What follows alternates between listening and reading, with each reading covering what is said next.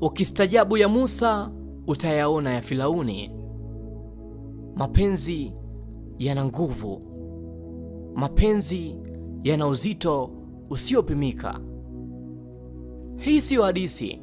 Hii ni historia ya Rebecca Mendes, mwanamke aliyesubiri mchumba wake kwa zaidi ya miaka 40. Katika mji mdogo wa pwani wa San Blas uliopo jimbo la Nayarit nchini Mexico, kuna hadithi ambayo imegusa mioyo ya watu. Ni hadithi ya mwanamke aliyeitwa Rebecca Mendes Jimenez, ambaye alitumia sehemu kubwa ya maisha yake akisubiri kurejea kwa mwanaume aliyempenda. Hadithi yake imekuwa ishara ya upendo, matumaini na subira isiyo ya kifani. Miaka ya 1970, San Blas ulikuwa mji wa wavuvi. Watu wengi waliishi kwa kutegemea bahari. Kila asubuhi mashua ziliondoka kwenda kuvua samaki, na kila jioni familia zilikuwa zikisubiri wapendwa wao warudi salama. Katika mazingira hayo aliishi Rebecca, msichana mwenye ndoto nyingi za maisha na familia. Rebecca alikuwa msichana wa kawaida lakini mwenye moyo wa upendo. Alikuwa katika jamii iliyothamini familia, heshima na kazi. Kadri alivyokuwa akikua, alikutana na kijana aliyemvutia sana.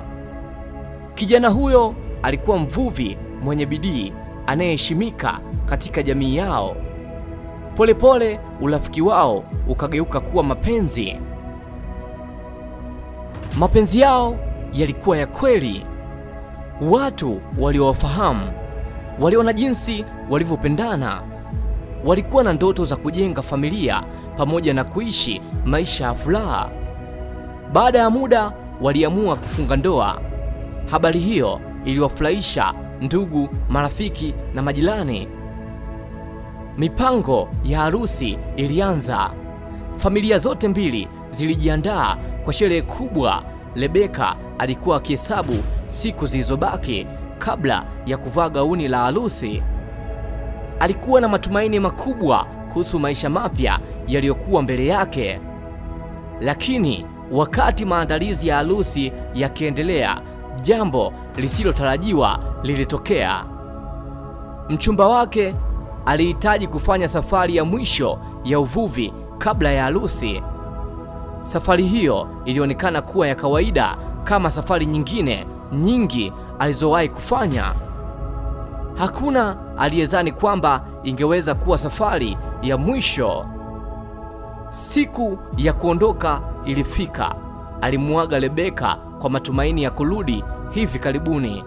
Wote wawili walitarajia kukutana tena baada ya siku chache, lakini bahari ilikuwa imewaandalia kitu tofauti. Mashua iliondoka kuelekea baharini. Baada ya muda, hali ya hewa ilibadilika. Mawimbi yaliongezeka na upepo ukawa mkali. Bahari iliyokuwa tulivu ikageuka kuwa hatari. Kulingana na simulizi zilizopitishwa kwa miaka mingi, mashua ilikumbwa na dhoruba kali. Siku zilipita bila habari yoyote. Familia zilianza kuwa na wasiwasi.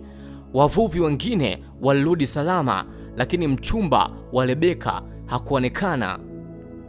Utafutaji ulifanyika, lakini haukuzaa matunda. Hakukuwa na taarifa kamili kuhusu alipo. Kwa watu wengi, hali hiyo ilionyesha kuwa alikuwa amepoteza maisha baharini. Lakini kwa Rebecca, jambo hilo halikuwa rahisi kulikubali. Aliamini kwamba siku moja mchumba wake angerudi. Alikataa kuamini kwamba alikuwa amepotea milele. Kila siku alitembea kuelekea kwenye gati la San Blas na kusubiri. Mwanzoni watu walielewa maumivu yake, walijua alikuwa amepoteza mtu muhimu sana maishani mwake. Walitumaini kwamba baada ya muda angekubali ukweli na kuendelea na maisha. Lakini wiki zikageuka kuwa miezi ikageuka kuwa miaka, na bado Rebecca aliendelea kusubiri.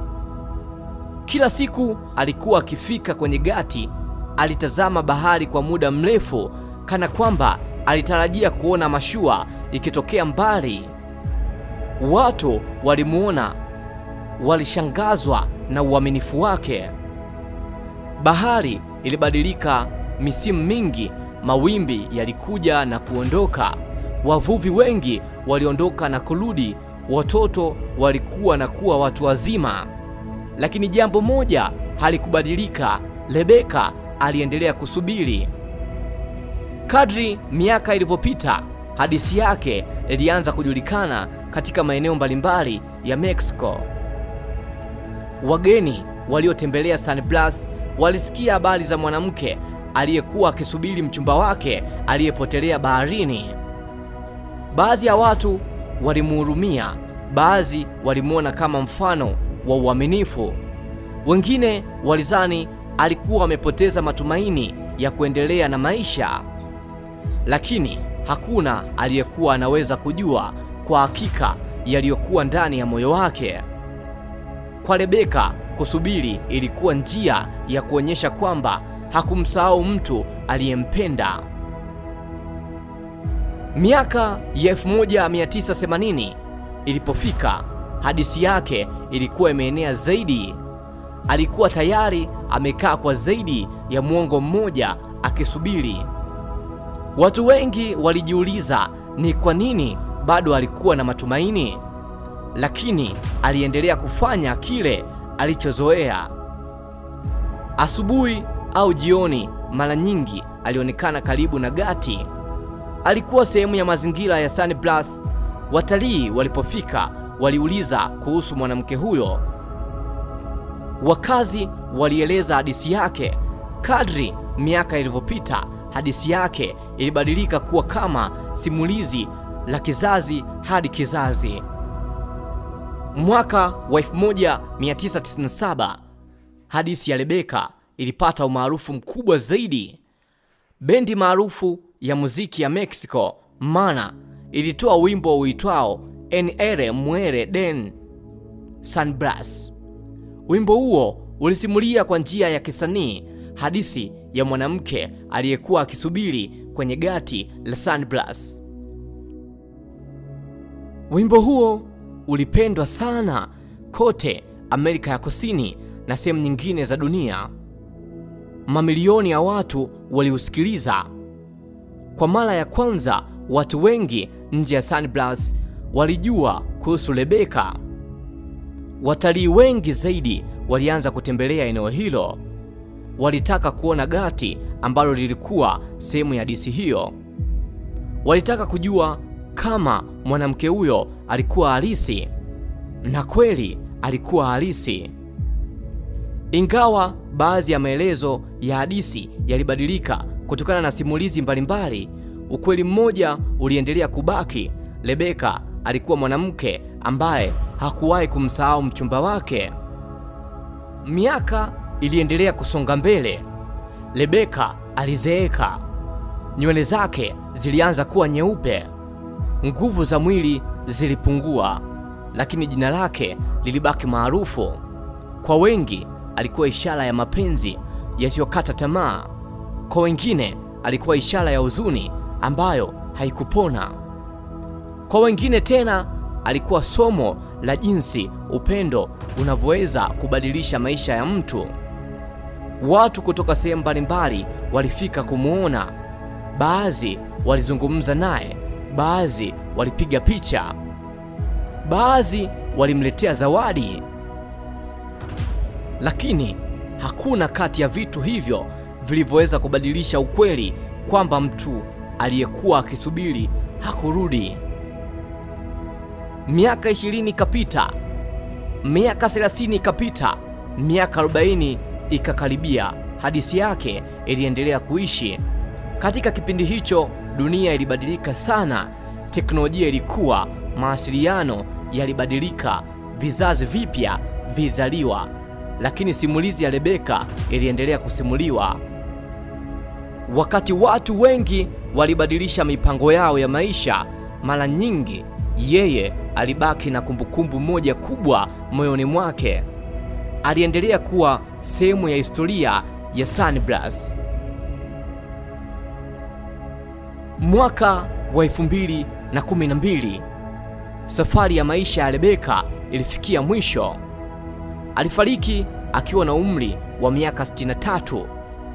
Habari za kifo chake zilisambaa haraka.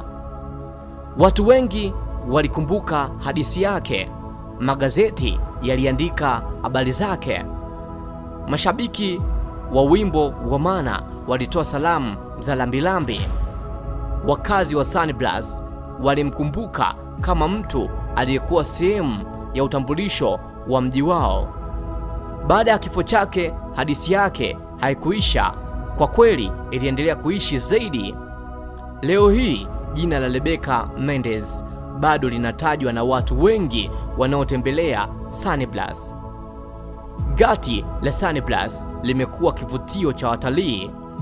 Watu hufika hapo na kukumbuka simulizi ya mwanamke aliyesubiri kwa miaka mingi. Hadithi yake imejadiliwa katika makala, vipindi vya televisheni na mazungumzo mengi kuhusu mapenzi. Kuna watu wanaoamini kwamba hadithi yake ni ushahidi wa nguvu ya upendo wa kweli. Wengine wanaamini kwamba ni mfano wa jinsi huzuni inaweza kumfanya mtu ashikilie matumaini kwa muda mrefu sana.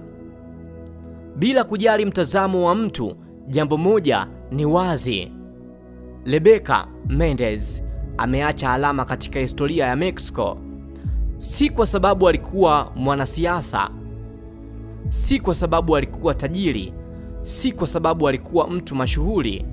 Alikumbukwa kwa sababu ya hadithi yake ya kipekee ya kusubiri. Katika dunia ambayo kila kitu hubadilika haraka, hadithi yake imeendelea kuwakumbusha watu kuhusu hisia za kibinadamu ambazo hazibadiliki kirahisi: mapenzi, matumaini, uaminifu na maumivu ya kumpoteza mtu unayempenda. Mpaka leo watu wengi wanaposikia wimbo wa El Muelle de Sunblush hukumbuka mwanamke huyo aliyekuwa akitazama bahari kila siku, akitumaini kuona mashua ikirejea kutoka upeo wa macho. Na ingawa mchumba wake hakurudi, jina la Rebeka Mendes litaendelea kukumbukwa kama sehemu ya hadithi maarufu zaidi za mapenzi katika historia ya Mexico. Jina langu mimi naitwa Juice Danger. Unaweza kunifollow pia Instagram, natumia Juice Danger TZ.